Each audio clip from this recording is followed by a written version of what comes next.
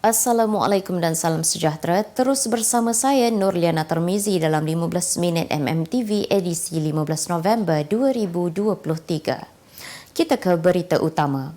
Seorang usahawan tudung dan pakaian dihadapkan ke Mahkamah Magistrate Marang hari ini atas pertuduhan membunuh rakan kongsinya 2 minggu lalu. Noraini Remali, 35 tahun bagaimanapun tidak merekodkan sebarang pengakuan dan berdasarkan pertuduhan, Noraini didakwa membunuh Nurjihan S.A. Karim, 65 tahun yang didakwa dilakukan tertuduh di Batu 23, Jalan Kuala Berang, Hulu Terengganu pada pukul 3 pagi 1 November lalu. Dia didakwa mengikut Seksyen 302 Kanun Keseksaan yang memperuntukkan hukuman mati jika sabit kesalahan. Terdahulu, Kosmo pada 2 November lalu melaporkan mayat Nurjihan yang merupakan bekas pesara kerajaan ditemui dalam keadaan tertiarap di dalam longkang berhampiran Pejabat Kesihatan Hulu Terengganu. Ketua Polis Terengganu, Datuk Mazli Mazlan berkata, siasatan awal percaya bahawa wanita warga Emas Terbabit dilanggar tertuduh dengan menggunakan kereta miliknya sehingga tercampak ke dalam longkang berkenaan sebelum menikam badan mangsa sebanyak 15 kali dengan menggunakan senjata tajam. Kementerian Kesihatan Malaysia KKM sudah membuka permohonan kepada petugas kesihatan yang bersedia menyertai pasukan perubatan ke Gaza, Palestin sebaik sahaja kebenaran diberikan. Menteri Kesihatan Dr. Zaliha Mustafa berkata, latihan bersesuaian akan diberikan kepada pasukan perubatan itu kerana mereka akan terlibat dalam merawat mangsa-mangsa bencana peperangan.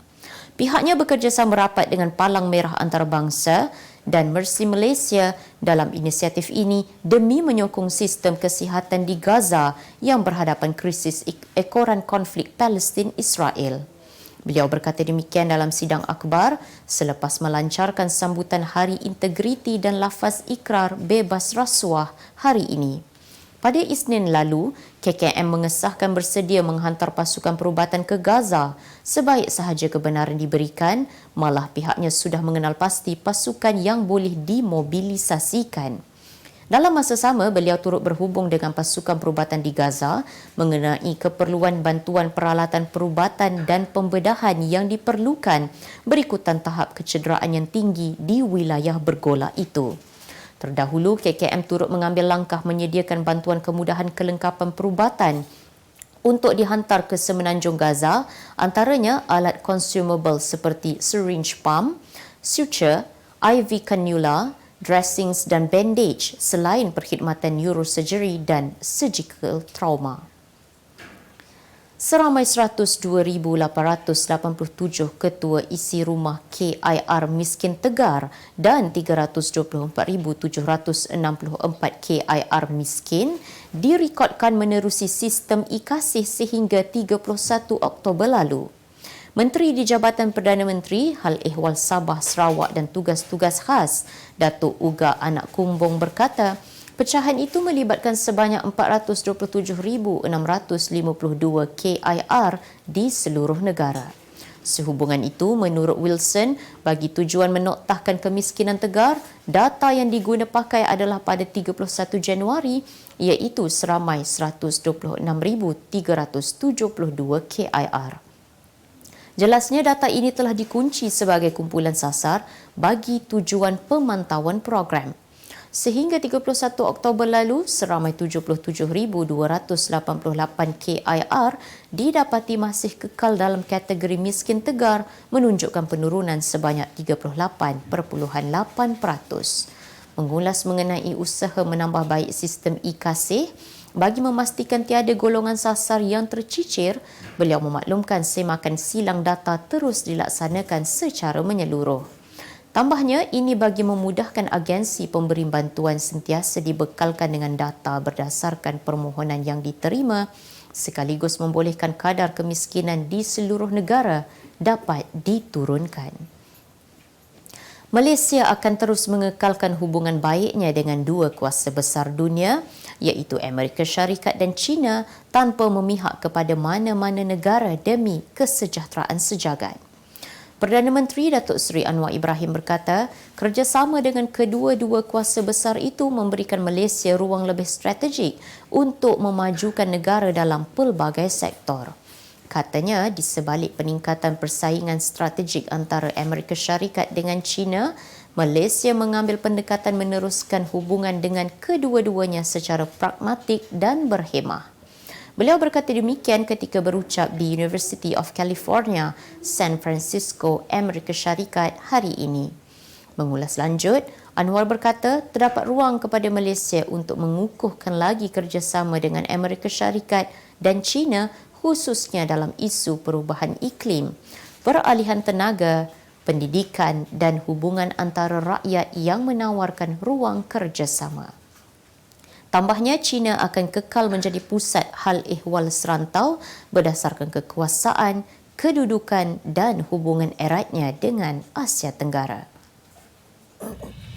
Utusan Malaysia dan Cosmo melancarkan satu lagi produk terbaru. Apa yang ada dalam Iklaneka? Ia adalah platform yang tepat dan efektif untuk mengiklan antaranya pelbagai jenis notis, cautan kosong, hartanah, tender, kenderaan, mencari wali atau waris dan pelbagai lagi. Apa yang anda cari? Semuanya ada di sini. 2 dalam 1. Layari iklaneka.utusan.com.my. Bekas Menteri Kesihatan Khairi Jamaluddin Abu Bakar menyelar tanggapan sesetengah pihak yang masih menentang pelaksanaan dasar rang undang-undang generasi penamat perokok GEG. Menerusi hantaran di Instastory-nya, beliau berkata ada sesetengah pihak yang lebih risau dirinya akan mendapat kredit jika dasar itu dilaksanakan berdasarkan nyawa rakyat yang saban hari dipertaruhkan. Ujar bekas ahli Parlimen Rembau itu lagi, kos perbelanjaan yang dikeluarkan termasuklah rawatan penyakit kardiovaskular, kanser paru-paru dan penyakit lain yang berkaitan dengan merokok. Dalam pada itu, beliau turut menyeru Menteri Kesihatan Dr. Zaliha Mustafa agar melaksanakan GEG dengan segera demi menyelamatkan lebih banyak nyawa. GEG ialah dasar baharu yang dicadangkan oleh Kementerian Kesihatan bagi mewujudkan generasi baru yang bebas tabiat merokok, termasuk penggunaan rokok elektronik, terutama generasi muda yang lahir selepas tahun 2007. Pelakon Remy Ishak, 41 tahun, akhirnya berkongsi wajah putera sulungnya Tuah Alam buat tatapan umum selepas 3 bulan menimang cahaya mata pertama. Remy atau nama sebenarnya Muhammad Zalimi Ishak bersyukur dengan kehadiran Tuah dalam kehidupannya dengan isteri Eza Yusof, 40 tahun. Menerusi perkongsian di laman Instagramnya, kelihatan Remy bersama isteri dan bayinya meluangkan masa di sebuah restoran selain mengharapkan doa yang baik-baik buat mereka sekeluarga. Isterinya Eza selamat melahirkan anak sulung mereka kira-kira pukul 11.47 pagi di Hospital Gleneagles di Kuala Lumpur hujung Julai lalu. Selepas 3 minggu melahirkan anak, Remy mengumumkan nama putera sulungnya iaitu Tuah Alam.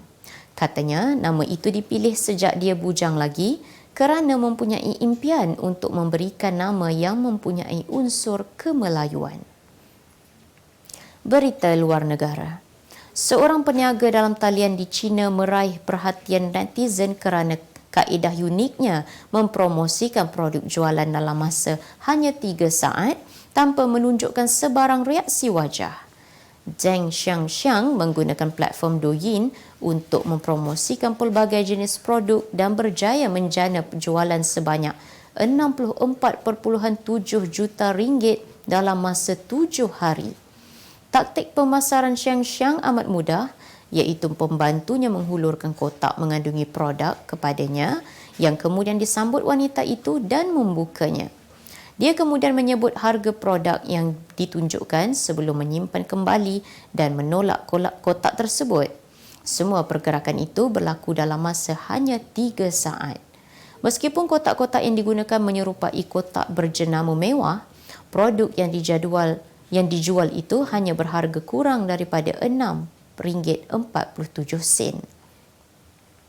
Kesemua 20 bintang Formula 1 F1 ditawarkan perkhidmatan seks percuma menjelang perlumbaan Grand Prix Las Vegas pada hujung minggu ini. Tawaran ini telah diumumkan oleh dua pekerja perkhidmatan seks yang terkenal di Las Vegas, Addison Gray dan Alice Little, yang berkhidmat untuk pusat pelacuran Chicken Ranch. Pusat pelacuran Chicken Ranch kembali menawarkan perkhidmatan berkenaan selepas kali pertama dilakukan ketika meraihkan kejayaan Vegas Golden Knights yang memenangi Liga Hoki Ais Kebangsaan NHL. Bagaimanapun, prinsipal pasukan Mestis, Toto Wolff, telah melarang setiap ahli pasukannya agar tidak terlibat dengan perkhidmatan tersebut selain berjudi di kasino yang terdapat di sekitar Las Vegas. Kemas kini pengetahuan anda tentang isu ekonomi dan pasaran. Merangkumi sektor hartanah, perniagaan, keuangan, komoditi, IKS, halal niaga dan dunia korporat. Sentiasa ikuti perkembangan ekonomi semasa di dalam dan luar negara. Semua informasi terkini hanya di hujung jari. Dapatkan edisi ringgit setiap Isnin hanya di Akhbar Utusan Malaysia. Segmen Halal Niaga minggu ini. Selepas 12 tahun mengemudi industri makanan dan minuman, Menati Steak Hub terus menjadi antara pilihan sehingga kini. Terkenal dalam kalangan penggemar makanan hidangan steak daging premium, antara rahsia yang terus menjadikan jenama ini relevan adalah kemampuan rangkaian restoran ini melahirkan resepi yang dekat dengan pelanggannya. Berkongsi mengenai perkara itu, Pengarah Urusan dan Ketua Pegawai Eksekutif Syed Ashraf Said Ali berkata, melalui kepercayaan yang diterima Menati Steak Hub, kini turut mengembangkan jenamanya ke luar negara. Kita kena sentiasa, sebab tu kami kadang-kadang di sini ni training center kami, center research enabler kami sentiasa dengan R&D dan come out dengan all new food supaya untuk kekal relevan. Sebab kita tak nak jadi jenama yang dilupakan kan. Jadi kita nak sentiasa jenama kita kekal relevan sepanjang zaman. Dan Alhamdulillah, selain daripada 13 cawangan di tempatan juga, kami pun dah expanding to overseas. Kami baru buka cawangan pertama di London dengan kerjasama dengan JBNCO pada bulan Mei tahun lepas, dan insyaAllah kami akan buka di pertama di Indonesia, di Surabaya pada bulan 4. Sudah dalam proses renovasi sekarang. Dalam menambahkan keyakinan pelanggan, Menati Steak Hub turut memiliki unit halal yang dikendalikan oleh syarikat sendiri dalam memantau dan memastikan setiap cawangannya mematuhi garis panduan yang ditetapkan oleh pihak berkuasa. Seperti yang semua tahu, memang kami adalah satu jenama yang certified halal by JAKIM, dan kami sangat-sangat ambil serius dan menitik beratkan soal halal dalam Menit. Sehingga kami ada satu jabatan yang dikenali sebagai jabatan halal di dalam Menit, yang kami ada eksekutif yang graduate daripada bidang halal di Universiti Tempatan, dan mereka bekerja di dalam departmen itu dan sentiasa meronda semua cawangan Menati untuk nak make sure kita sentiasa berada dalam situasi yang comply dengan halal. Kementerian Pengangkutan Tidak Berhasrat mengawal selia tambang e-hailing buat masa ini kerana ia boleh menyebabkan tambang yang dikenakan kepada pengguna juga mungkin meningkat. Menteri Pengangkutan Anthony Loke berkata, penentuan harga lantai e-hailing adalah kompleks dan perlu diimbangi antara pemandu dengan pengguna.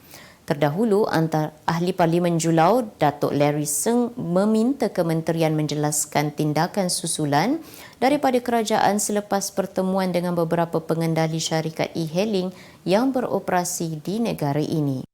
Sementara itu, Timbalan Menteri Keuangan Datuk Seri Ahmad Maslan berkata, individu yang layak menerima sumbangan tunai rahmah STR diminta membuat permohonan segera manakala penerima sedia ada perlu mengemaskini data mereka. Menurutnya, langkah itu bagi memastikan individu yang benar-benar layak sahaja menerima sumbangan berkenaan. Berita sukan. Menteri Belia dan Sukan Hana Yuh mengesahkan jaguh perseorangan lelaki negara Lee Zijia tidak akan menyertai program sukan elit negara Road to Gold RTG selepas beberapa minggu bermain tarik tali dengan jawatan kuasa tersebut. Terdahulu, Hana telah merayu agar Zijia segera menandatangani kontrak program RTG selewat-lewatnya 14 November. Namun, bekas jaguh Asia itu masih belum menyatakan persetujuan biarpun mengadakan perbincangan atas talian bersama penyelaras RTG Datuk Stuart Ramalingam semalam. Di pihak Zijia, menerusi pengurusnya Lee Ziyi sebelum ini menjelaskan adiknya berdepan kekangan untuk menandatangani kontrak RTG kerana terlibat dengan jadual kejohanan yang padat dan ketika ini dia berada di Jepun untuk kejohanan badminton Masters Kumamoto. Bagaimanapun, selepas diberikan ruang dan waktu, pihak RTG membuat keputusan untuk meneruskan sahaja perancangan dengan barisan atlet sedia ada. Dalam program tersebut, memandangkan Sukan Olimpik Paris 2024 hanya kurang 8 bulan sahaja lagi sebelum dilangsungkan pada 26 Julai tahun hadapan. Ketua Jurulatih Harimau Malaya, Kim Pan-gon merayu agar ekor Harimau Malaya datang memenuhi Stadium Nasional Bukit Jalil bagi memberikan sokongan moral kepada skuad kebangsaan menjelang aksi pertama menentang Kyrgyzstan malam esok. Menurut Pan-gon, aksi ini amat penting bagi menentukan hala tuju skuad negara dalam aksi kelayakan Piala Dunia 2026 dan Piala Asia 2027. Sehingga pukul 10 pagi tadi, Persatuan Bola Sepak Malaysia FAM memaklumkan hanya 7,587 keping tiket perlawanan antara Malaysia menentang Kyrgyzstan telah terjual.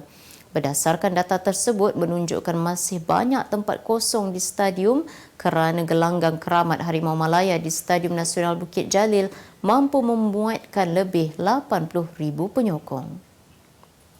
Sebagai penutup 15 minit MMTV hari ini, saksikan laporan cuaca esok, Khamis 16 November 2023. Jangan lupa dapatkan akhbar utusan Malaysia dan Kosmo untuk berita-berita terkini dan menyeluruh.